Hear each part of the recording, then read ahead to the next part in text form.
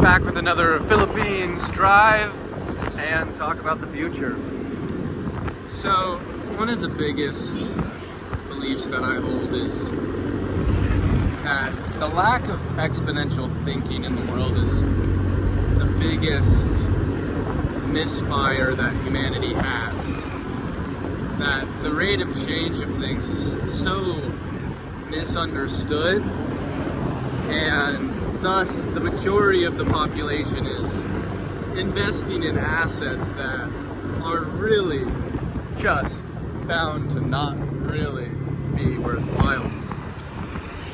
A big piece of this can be understood by, people like Bill Gates, who are buying as much land as possible right now. And I think looking towards these people and looking at their investments can help you understand the thought basis for the future. Look to the richest people of the world on how you should invest your money. So on top of that, you have Elon Musk, who has sold all his houses. And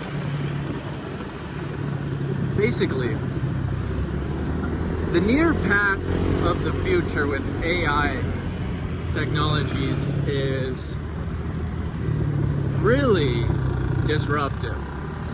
And I'm talking to the degree that some people believe within the next 10 years that humans will not need to do anything, that we will create a general intelligence and basically no human's labor will be valued over the price of electricity, where a robot works harder, has no emotions, needs no management. And basically at that point we'd reach post-scarcity. Some would call this heaven, given it's benevolent. And of course you shouldn't try to plan for the future in which we all die, because why plan for that? You can't plan for that. So you plan for the good. On top of that, I've had some talks where I talk about very rational and logical reasoning to believe in a higher order to what we are experiencing as the human existence that we all have here. But not to go down that path and to focus on smart thinking based on trends of the future. This fourth revolution, as it's called, is really AI. The biggest thing right now at the time of this recording is these generative art networks and language models, where you can create a pretty awesome photo just by typing in what you want.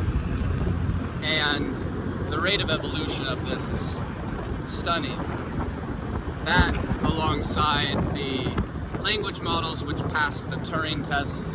The Turing test is created by Alan Turing to basically define whether or not you can tell that a robot or a human is speaking to you through the internet, where there's no face-to-face interaction.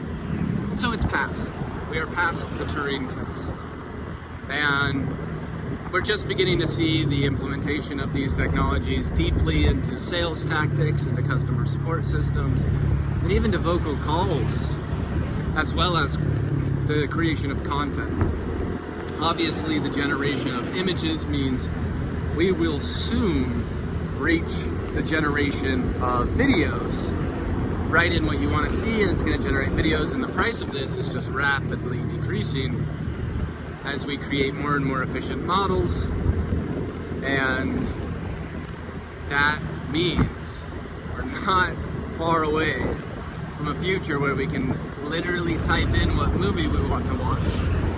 One that does not exist, and a full feature film will appear. Now you can get really interested with the technology here, where you can link up a neural feedback helmet, which kind of watches how your neurons play out, and your thoughts could influence the movie. That kind of sounds like reality. So, not to get too into the esoteric, interesting stuff that will become, but I want to focus this on the utilization of money today. Because I think that's the big focus that is being done wrong, and I think that would lead to biggest bit of advice I can give. So specifically, once we improve a little bit on the robots in the real world that can build physical things, we're definitely going to be able to have housing, construction, basically become fully automated. It's not going to be like 3D printing, which became a pretty popular idea, but it's really just going to be automated building of housing. And you can imagine that at this time, we are going to switch from the current nature of real estate, which is if you want a house, how you're envisioning it, you should buy that house. But in the future, we will switch this trend to, you want a house, you should build a brand new one using this new technology. And this is going to be the biggest disruption for the housing market as an asset class ever. So what does that mean? Well, land. Land is the real scarce thing. You can always go vertical. You can always own land. So that's like tier one thinking. You simply are skeptical of the idea of AI, and you're not really thinking that all human labor is going to get taken over. Of course, it's not hard to imagine it. Decreasing the price of construction to the point at which it's cheaper to build a new house than what the current housing market exists. Now, the farther along thought, so the first thing there is like, don't have money in real estate. Buy land. That's stage one thinking. Stage two is, all right, look deeply in, do your research, and even watch Elon Musk on the Nelk Boys podcast. He just estimated there's less than 10 years before we kind of have crazy developments in AI. I think with the Tesla bot we'll see coming out, that's really going to blow people's minds on the capabilities. And so tier two thinking is, all right, there will be no value created or really held on by humans besides what we value.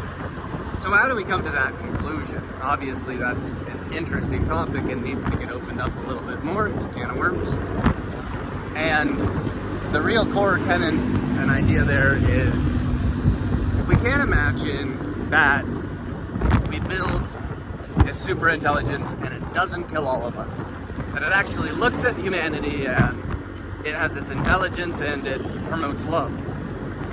Maybe we upgrade a human to the degree where they become artificially intelligent, and basically we create Jesus, because you would adapt this person to be the perfect person, and that means they could fully value all the actual love to the world, as well as I think you might have a better societal effect of people accepting this change happening, of like through a human. That idea kind of sticks better with people than whatever reality just the robot would create from nanobots. People would see that as dystopian, even if it created a utopia or a better world. Because, people don't love change. It's obvious, though, we agree that this is not utopia. It's just hard for us all to come to a conclusion on what utopia is. I think it's above any human to really define that. I think it is a job for a superintelligence. But we can imagine if the superintelligence is good, it will value all people relatively the same. And the one thing it could value people on, I guess, and this is kind of biblical, is on how much good they did, how much they affected the world towards getting to that point. Basically, the angels would sit at the higher thrones. That's the biblical reference. So, based on that, it really would come down to, if you want to live on that idea of a future in which we have super intelligence, and the one thing that would keep hierarchy, even between human to human, is, you know, how much good that person did. Obviously super hard to track, and you would need a super intelligence to formulate those values, because people would do a different job. And maybe it becomes down to people to somehow make that vote. And the fact of the matter is, viewing the world through this sense is the way I view the world. And the way that I've come to think about how should I view my assets and money is absolutely put them to work. That's pretty loud. Absolutely put them to work. Maximally helping the world reach a better end. As much as we can, do that. I've tried to define different pathways for this, and I have, and I know some very good ones. And if you want to read more on that, there are, of course, many links to the plans I have for what I'm doing, and totally happy to work with anyone. But beyond that, think for yourself. What change do you want to make? Because this only scarce resource in my mind is good karma itself, is really meaning and an ability to impact and have an impact. Because once we do have a greater something and the world is fixed, that is, ooh, my butt hurts. There's a limited amount of time to basically grab meaning in the world and impact in a real nature. What will be meaningful after that? Stage? What you did, the fulfillment you accrued.